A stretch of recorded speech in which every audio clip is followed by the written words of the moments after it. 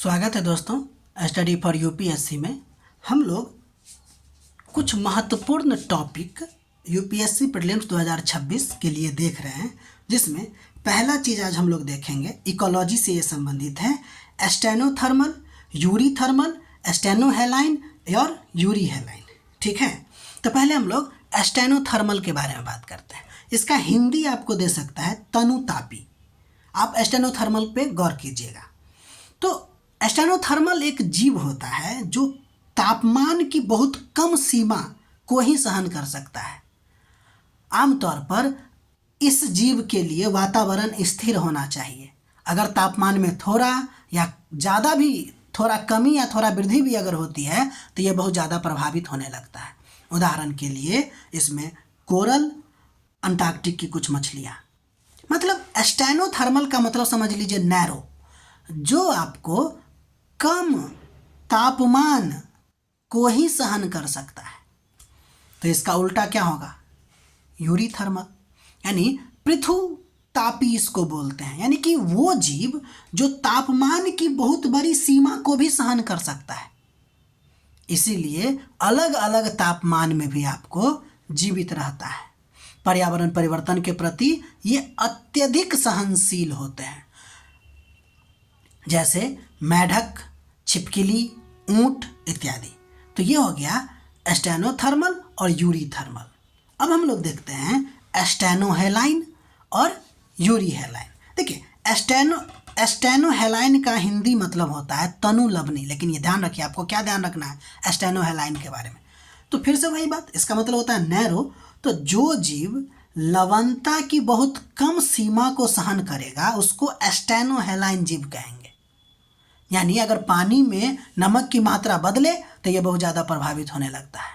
और अक्सर या तो ये केवल समुद्र में होगा या नहीं तो मीठे पानी में होगा।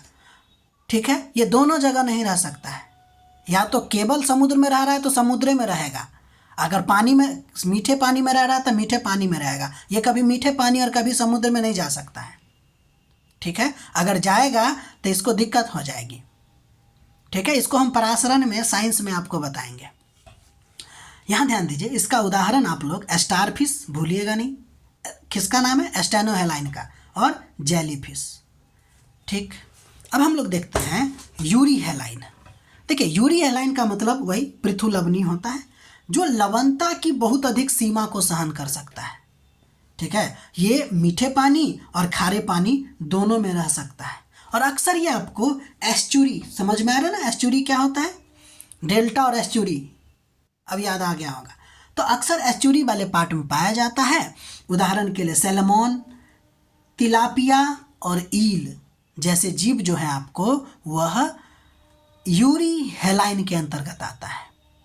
ठीक, अब हम लोग जैव विविधता से संबंधित कुछ रूल देखेंगे। इस रूल का नाम नहीं आपको ध्यान रखना है, रूल क्या कहता है बस वो ध्यान रखना है।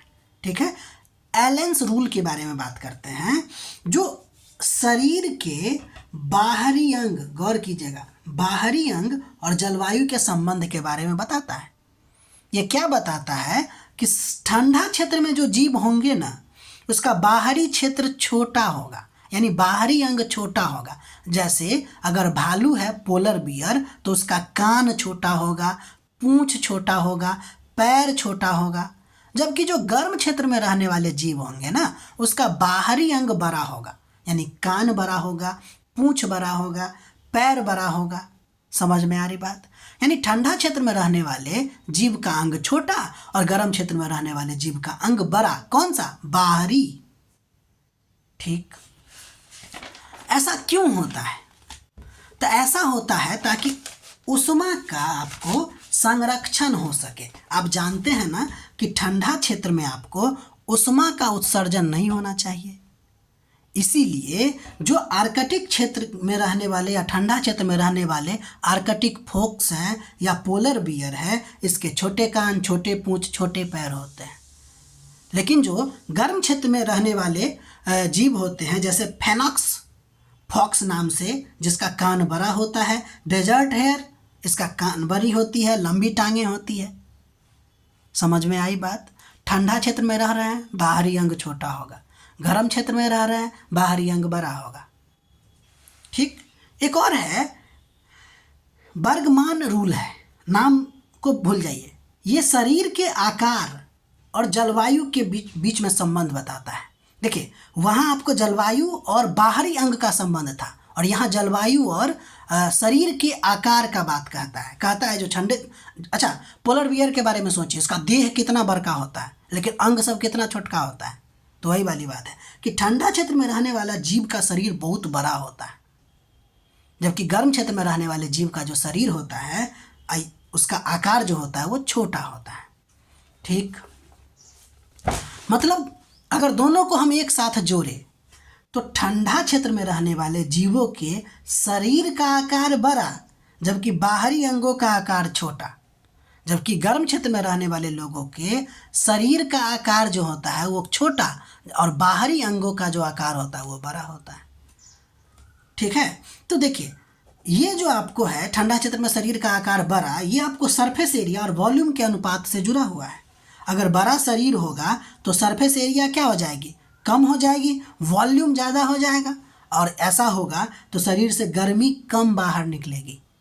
इसका विपरीत, शरीर अगर छोटा हुआ तो सरफेस एरिया ज़्यादा और वॉल्यूम कम, फलतः शरीर से गर्मी आसानी से निकल जाएगी ना।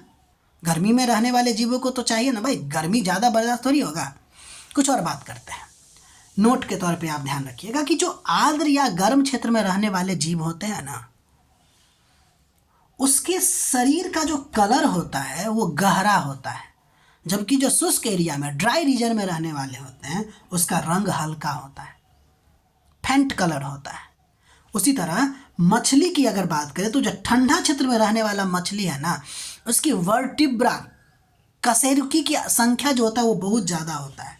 ठंडा क्षेत्र में रहने वाला मछली वर्टिब्रा की संख्या बहुत ज़्यादा, गर्म पानी में रहने वाला मछली वर्टिब्रा की संख्या बहुत कम। कैसे भी सेंटेंस बन सकता है। ठीक। अब हम लोग आगे देखते हैं। अगला नंबर टॉपिक है आपको भारत में शिकार से संबंधित बातें। देखिए, हमारे यहाँ वाइल्ड लाइफ प्रोटेक्शन एक्ट 1972 है, जिसके द्वारा कहा गया है कि भाई अधिकांश वन्यजीव का शिकार पूरी तरह से प्रतिबंधित है। लेकिन क्या शिकार नहीं कर सकते हैं क्या? तो कुछ विशेष परिस्थिति में शिकार की अनुमति है। आपको नहीं, अभी तुरंत पता चलेगा किसको, या फिर आपको भी हो सकता है।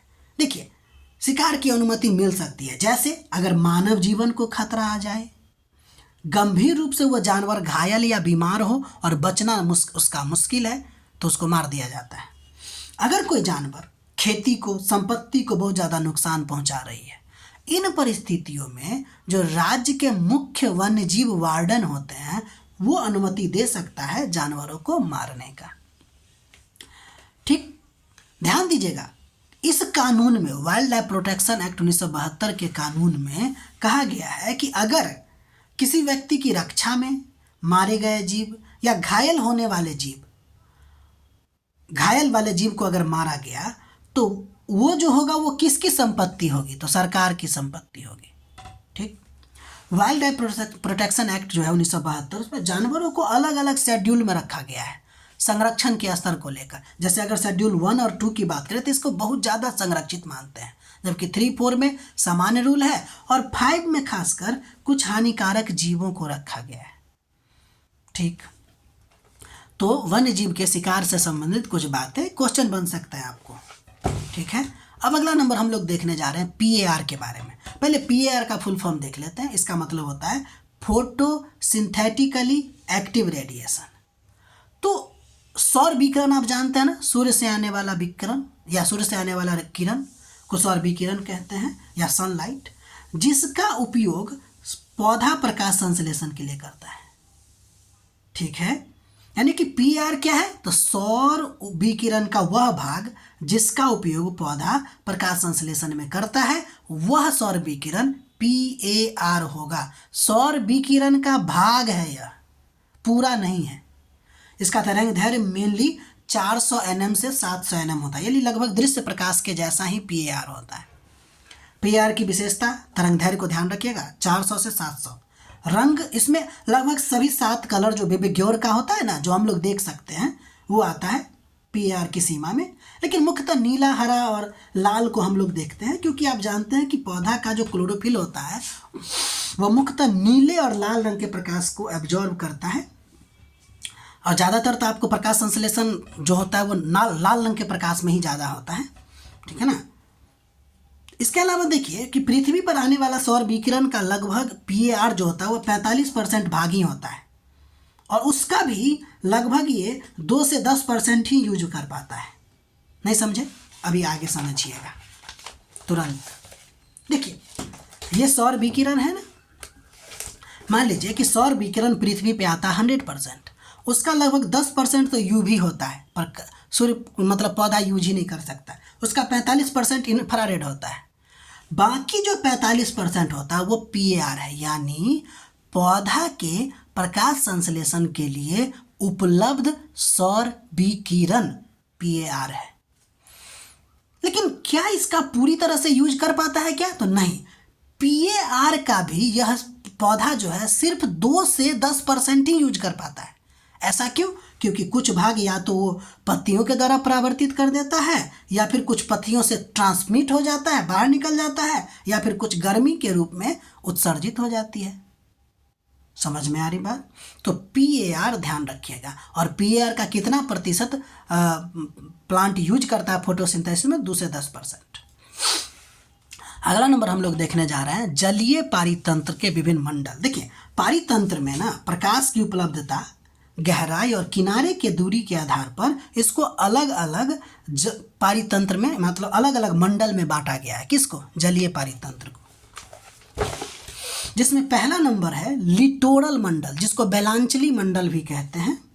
देखिए यह झील के किनारा वाला लेकिन उथला भाग होता है, ज़्यादा गहरा नहीं, उथला। यहाँ सूर्य के प्रकाश गहरा है नहीं तो आसानी से तल तक पहुँच जाएगा, इसलिए यहाँ पे जलीय पौधा बहुत अच्छी तरह से उगता है, यानी कि जैव विविधता भरपूर है। बस ये हो गया लिटोरल मंडल। अगला नंबर है आपको लिम्नेटिक मंडल। यह किनारे से थोड़ा दूर लेकिन ओपन वाटर होता है ये, ठीक है, ओपन वाटर होता है। यहाँ बेलांचल के समान ही सूर्य की प्रकाश अच्छी तरह से आता है, लेकिन चूंकि ये वाटर होता है ना, ओपन वाटर होता है ना, इसलिए यहाँ पे जड़ वाला पौधा नहीं उगता, बल्कि यहाँ पे फाइटोप्लैंक्टन और जू प्लैंक्टन बहुत ज़्यादा मात्रा में होता है। ये प्लैंक्टन के 2 प्रकार होते हैं, फाइटो और जू। इसके बारे में फिर कभी आगे ही पढ़ेंगे, ठीक है। अगला नंबर जो होता है वो आपको होता है प्रोफुंडल मंडल, यानी कि डीप, गहरा, डीप वाटर पार्ट होता है। यह झील या तालाब के गहरा वाला भाग होता है।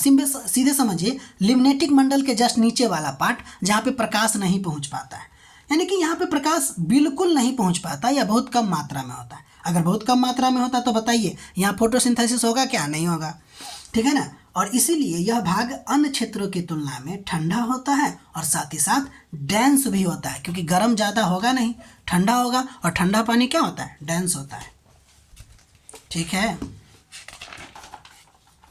अगला नंबर हम लोग देखते हैं, इसमें एक लास्ट पार्ट है इसका जिसका नाम है बेंथिक मंडल, ठीक है, यानी कि जलीय पारितंत्र को 4 मंडल में बांटते हैं। तो बेंथिक मंडल क्या होगा?